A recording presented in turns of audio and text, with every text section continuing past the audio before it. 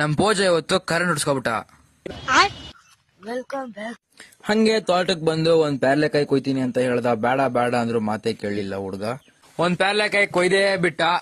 ಅದು ನೋಡಿದ್ರೆ ತಿನ್ನಕ್ಕೆ ಆಗ್ಲ. ಒಂದ್ಸಲ ಟ್ರೈ ಮಾಡಿದೆ, ಹಲ್ಲು ಮುರಿದೋಯ್ತು ಅನ್ಕೊಂಡೆ. ಪುಣ್ಯ ಏನು ಆಗಿಲ್ಲ. ಆಮೇಲೆ ಸಾಯ್ಲಿ ಅಂತ ಅದನ್ನ ಹಣ್ಣದು ತೋಟದ ಕಡೆ ನೋಡ್ತಾ ಇದ್ವಿ. ನಮ್ಮ ಅಪ್ಪಾಜಿ ತೋಟ ನೋಡ್ತಾ ಇತ್ತು.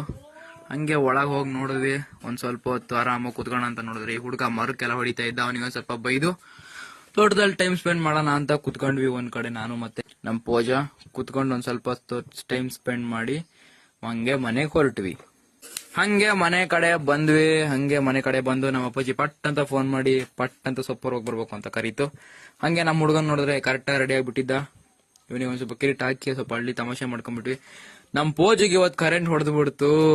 ತುಂಬಾ ಕಾಮಿಡಿ ಅನ್ಸ್ತು. ಏನೋ ಇಂತ ಕಂಟೆಂಟ್ ಮಿಸ್ ಆತಲ್ಲ ಅಂತ ಹೇಳ ಒಂದ್ ಸ್ವಲ್ಪ ಕಾಲ್ ಹೇಳ್ಕ. ಹಂಗೆ ಸೊಪ್ಪು ಒರ್ಸು ಅಂತ ಹೇಳ್ದೆ. ಸೊಪ್ಪು ಒರ್ಸ್ದ ನಮ್ ಹುಡ್ಗ. ಅದ್ ಯಾವ ತರ ಒರ್ಸಿದಂತಾನೆ ಗೊತ್ತಿಲ್ಲ, ಬಿದೋಗ್ಬಿಡ್ತು.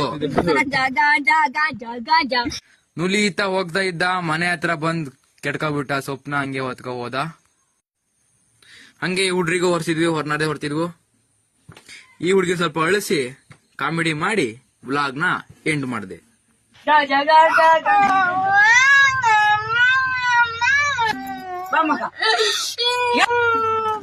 ಒಂದ್ ಫಾಲೋ ಮಾಡಿ ನನ್ನ ಮೋಟಿವೇಟ್ ಮಾಡಿ.